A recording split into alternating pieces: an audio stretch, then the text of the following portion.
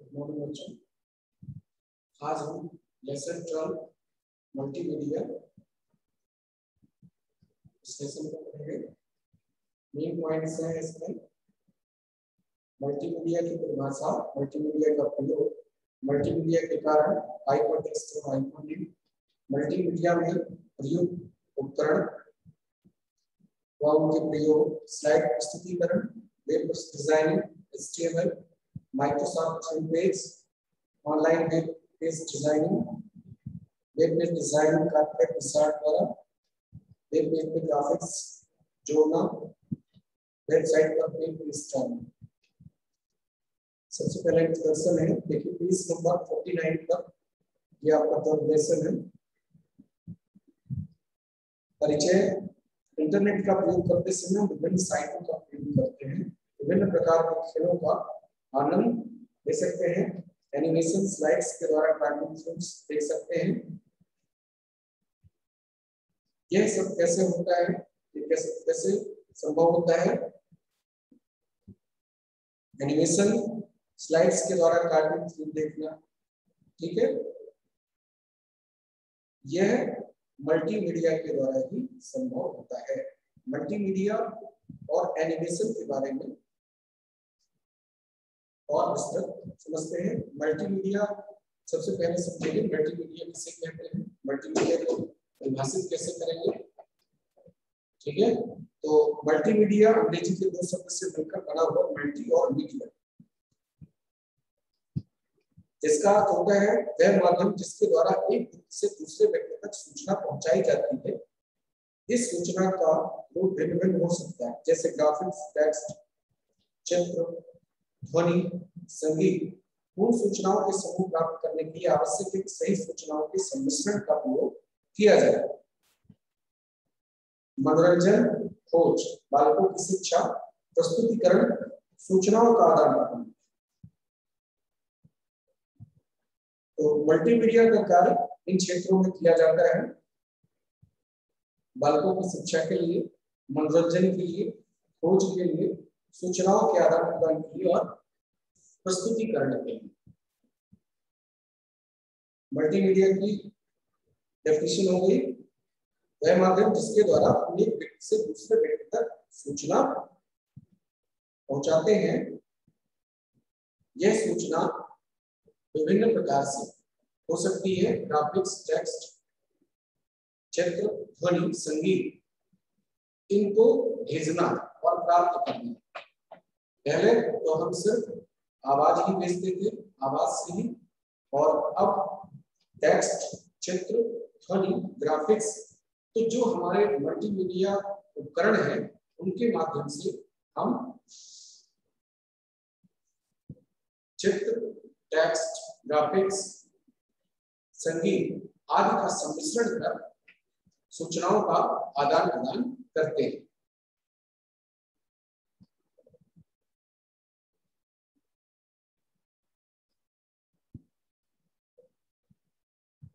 Multimedia का जो शाब्दिक अर्थ है, बहुत से माध्यम एक साथ जुड़कर कार्य करना। बहुत से माध्यम, संचार के बहुत से माध्यम, ठीक है। तो संचार के बहुत से माध्यम जो है एक साथ मिलकर के और कार्य करते हैं। मल्टीमीडिया के जो लक्षण है, फीचर्स ऑफ मल्टीमीडिया, इसमें देखते हैं। पहला है रियल टाइम एनिमेशन का स्टोरेज इसमें रहता है। दूसरा, मीडिया के संबंधित घड़ी की आवश्यकता पड़ती है, इसके द्वारा हम एनिमेशन कर सकते हैं। डाटा स्थानांतरण,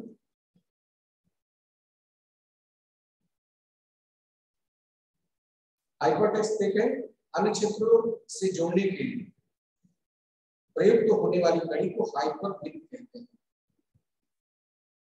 इसके द्वारा टेक्स्ट, फोटोग्राफ, एनिमेशन डाला जा सकता है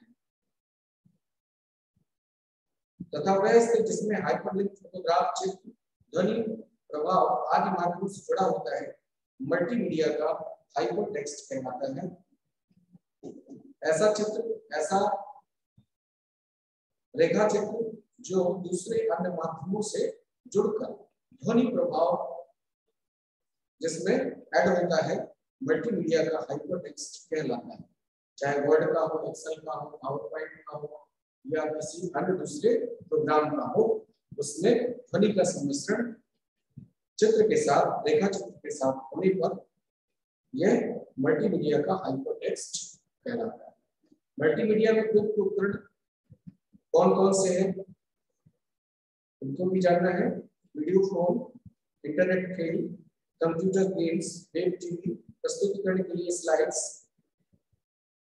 विज्ञापन, वीडियो मेल एवं परामर्श, टीवी, नेट प्रचार के लिए वीडियो क्लिप्स। नेक्स्ट है working of MS power point. इसको देखते हैं। एमएस पावर पॉइंट भी माइक्रोसॉफ्ट द्वारा प्रदत्त एक पैकेज है। तो ये कैसा पैकेज है? प्रेजेंटेशन का पैकेज है जो स्लाइड के माध्यम से प्रस्तुतिकरण में सहायता प्रदान करता है। ये एमएस ऑफिस का ही एक भाग होता है। इसमें कार्य करने के लिए सर्वप्रथम स्टार्ट बटन पर क्लिक करना होता है। प्रोग्राम में स्थित एमएस पावर पॉइंट की विंडो कार्य की प्रदर्शित होती है तथा उचित निर्देशों को पालन करते हुए इसमें किसी भी कार्यक्रम, किसी भी प्रोग्राम को स्लाइड में व्यवस्थित कर प्रस्तुतिकरण तैयार करते हैं। पावर पॉइंट विंडो के जो प्रमुख भाग हैं उनको देखिए। टाइटल बार, मेनू बार, स्टैंडर्ड टूल बार, कार्य क्षेत्र, formatting tool bar, status bar, task बार। ठीक है, तो ये जो विंडो के अवयव है पावर पॉइंट विंडो के अवयव को आपने देखा। टाइटल बार में प्रोग्राम का टाइटल होता है, शीर्षक। मेनू बार में different menus, file window, file edit, insert, slide show window. Standard tool menus में देखिए, अभी हमने मेनू बार में देखा कि जो डिफरेंट मेनूज हैं उनमें ऑप्शंस होते हैं, सब ऑप्शंस होते हैं, उनके माध्यम से हम प्रोग्राम पे वर्क करते हैं। स्टैंडर्ड टूल बार की बात करते हैं। आइकन से संबंधित विभिन्न टूल इसी बार में स्थित होते हैं। कार्य क्षेत्र, कार्य करने के स्थान। फॉर्मेटिंग टूल बार के अंतर्गत फॉन्ट, कलर, साइज, स्टाइल आदि संबंधित स्विचेस होती है, होती है। स्टेटस बार स्लाइड संख्याएं आदि इसी पर प्रदर्शित होती है। विंडो का आकार परिवर्तित करने पर नया आकार का प्रदर्शित होता है। ये जो विंडो का सबसे निचला हिस्सा होता है वहां पर टास्क बार होती है और उस पर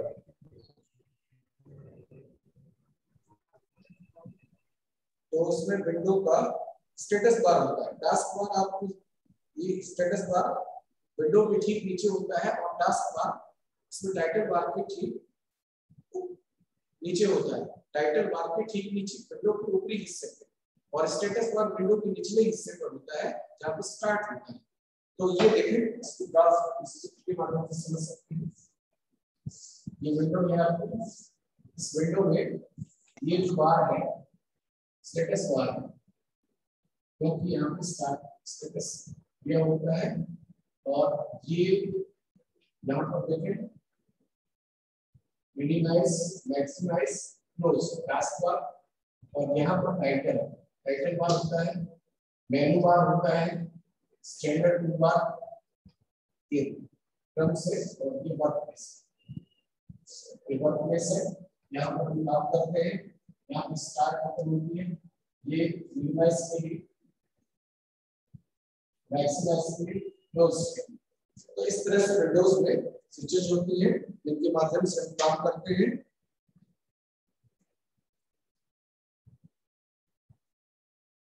मेनू बार में स्थित जो मेनूज होती है वो क्रमशः फाइल से लेकर के file, edit, insert, format, tools, window, help. File menu में फाइल से संबंधित कार्य जो भी जैसे ओपन, क्लोज, सेव, प्रिंट का हम प्रयोग करते हैं। मेनूज के माध्यम से ऑप्शंस का प्रयोग करके फाइल को, पुरानी फाइल को खोलना, नई फाइल बनाना, फाइल को बंद करना, सेव करना, प्रिंट करना, ये सब फाइल मेनू के अंतर्गत जो ऑप्शन है उनके माध्यम से करते हैं। एडिट मेनू में जो कार्य के संपादन के लिए मेनू का प्रयोग करते हैं, तो इसमें कमांड्स,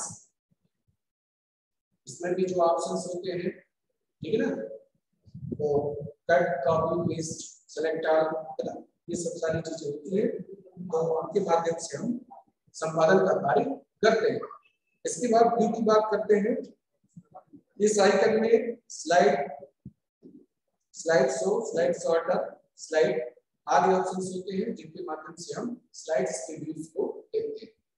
इंसर्ट, इस पर new slide, slide number, daily of time picture आदि को इंसर्ट करते हैं।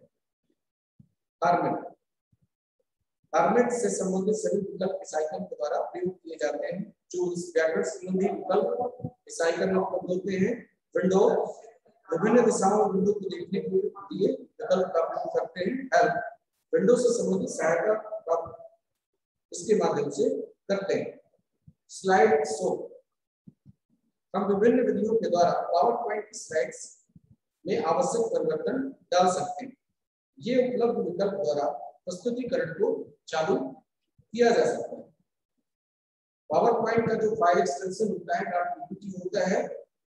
एक बार प्रस्तुतिकरण प्रारंभ होने पर इससे बनाई गई सभी स्लाइड्स क्रमबद्ध रूप से चालू हो जाती है।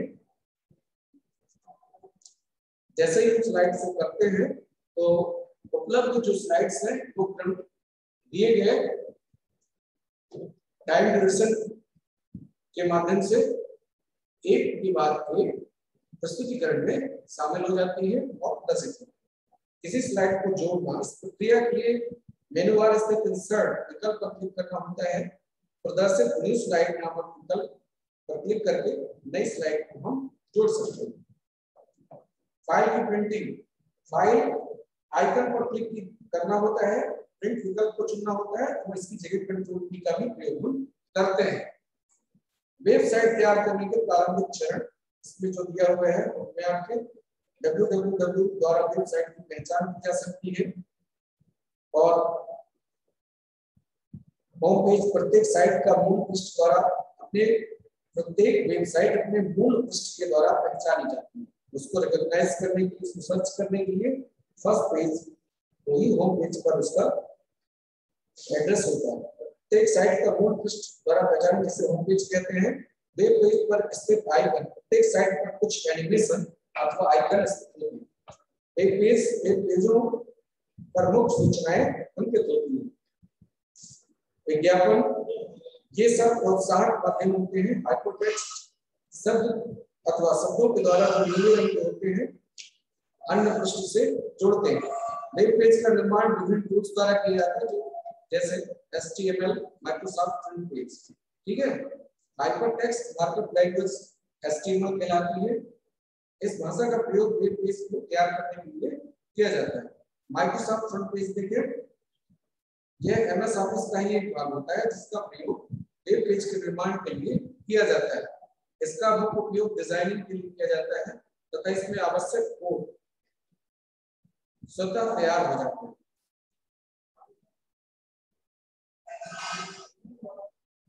Online web page designing tools, website पर वेब पेज कई बार साइट पर तैयार की जा सकती है। इनमें सर्वाधिक लोकप्रिय वेबसाइट जियोमाइस्पेस है।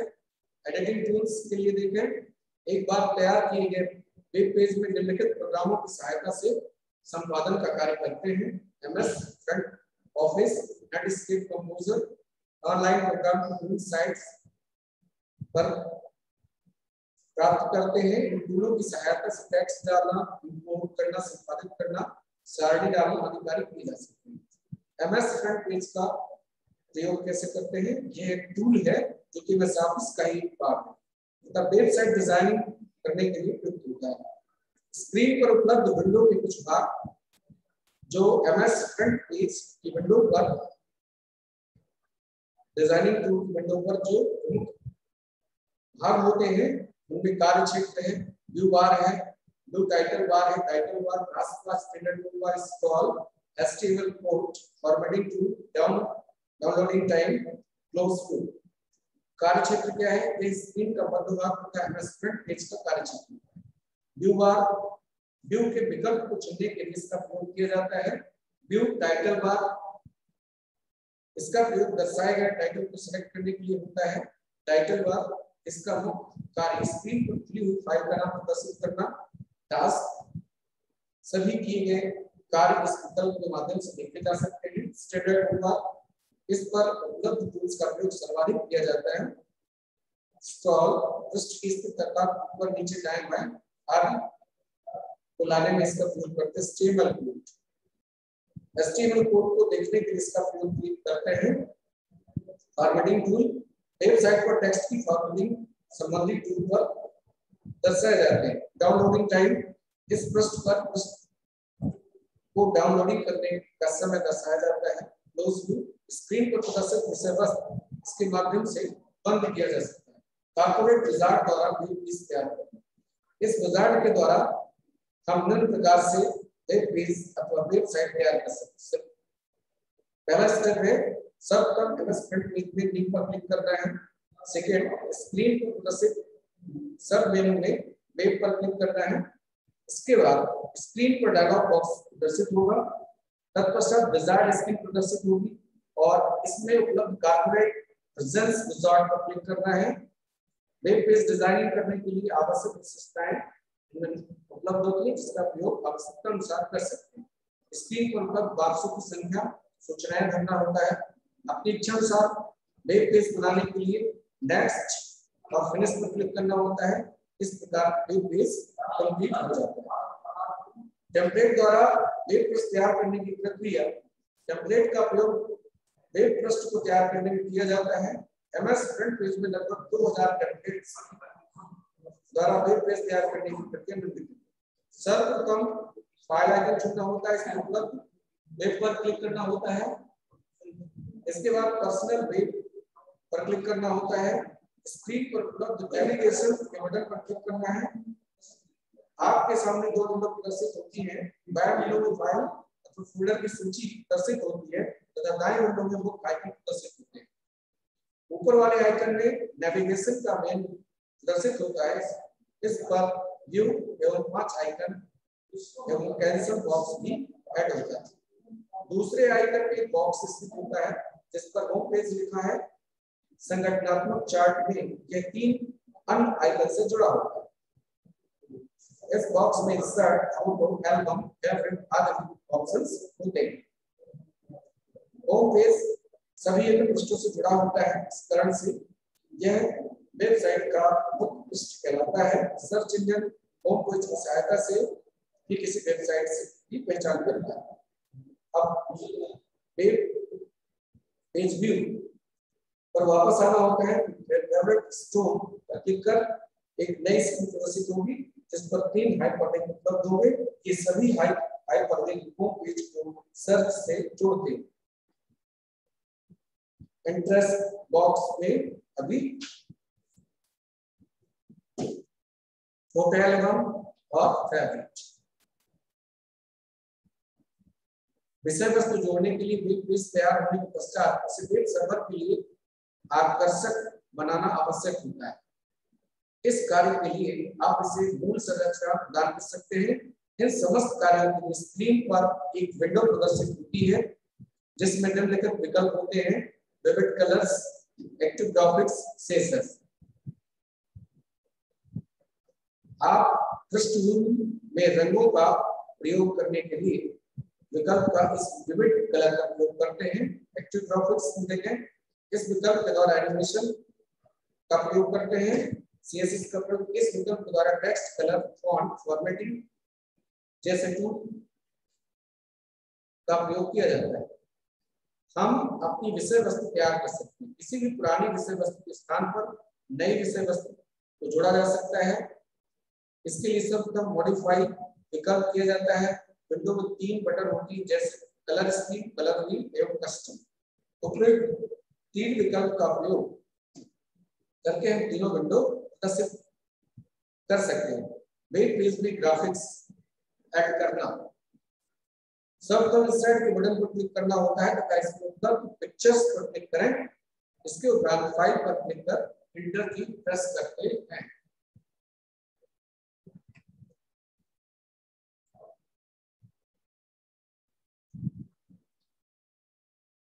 नेविगेशन बार का चुनाव करने के बाद इसमें 6 विकल्प होते हैं जो निम्न प्रकार से हैं।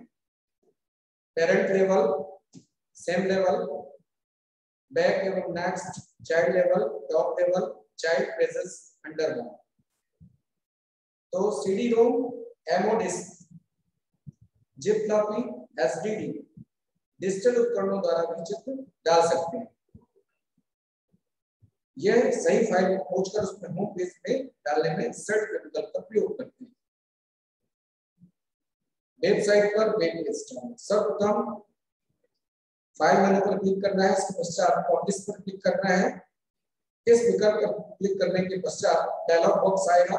पब्लिश वेब का डायलॉग बॉक्स आपके सामने आएगा और ये आपसे उदाहरण की स्थिति में प्रश्न पूछेगा जहां हम अपने पृष्ठ को जोड़ना चाहते हैं।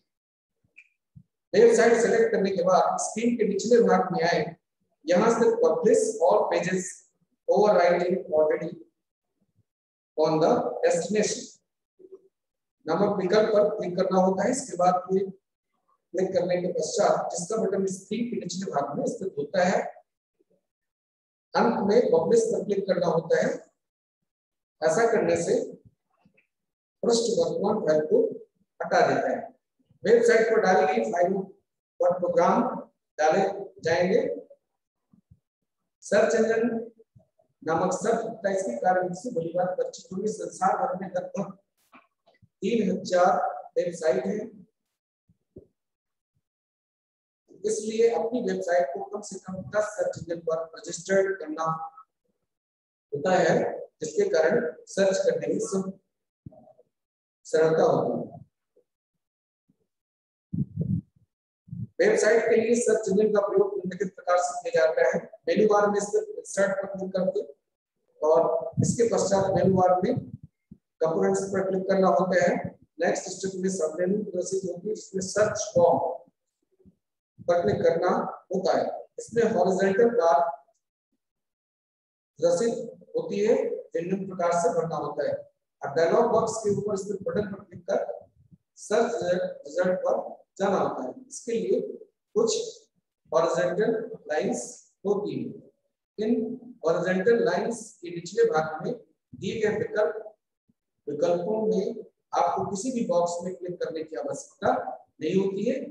ओके पर क्लिक करना है और इस प्रकार से सभी वेबसाइट पर एक सूची प्राप्त होगी जिसके द्वारा सर्च में ली गई नामों की सूची निहित होती है। तो इसमें जो कुछ रोचक शब्द हैं उनको भी नीचे दिया गया है। वेबसाइट्स का जैसे प्रारंभ होता है www से होता है, www का जो अर्थ होता है वर्ल्ड वाइड वेब होता है, ठीक है। W for world, W for wide and W for web, world wide web. किसी भी वेबसाइट का होम पेज इसका पृष्ठ होता है तो सर्च इंजन अपनी कार्य प्रक्रिया के माध्यम से पूरा करता है। स्टीमर क्या है इसको बताया, हाइपरटेक्स्ट मार्कअप लैंग्वेज है, ठीक है ना। अर्थात ये कंप्यूटर में प्रयुक्त होने वाली भाषा है जिसका प्रयोग वेब पेज तैयार करने के लिए। इसका प्रमुख जो HTML का प्रयोग है, तो क्या है, वेब पेज को तैयार करने के लिए हम इसका हाइपरटेक्स्ट मार्कअप लैंग्वेज का प्रयोग करते हैं। तो इस तरह से ये आपका लेसन है और इस पाठ से संबंधित जो प्रश्न है उनको हम अगले लेक्चर में करेंगे। आज के लिए इतना ही। Thank you.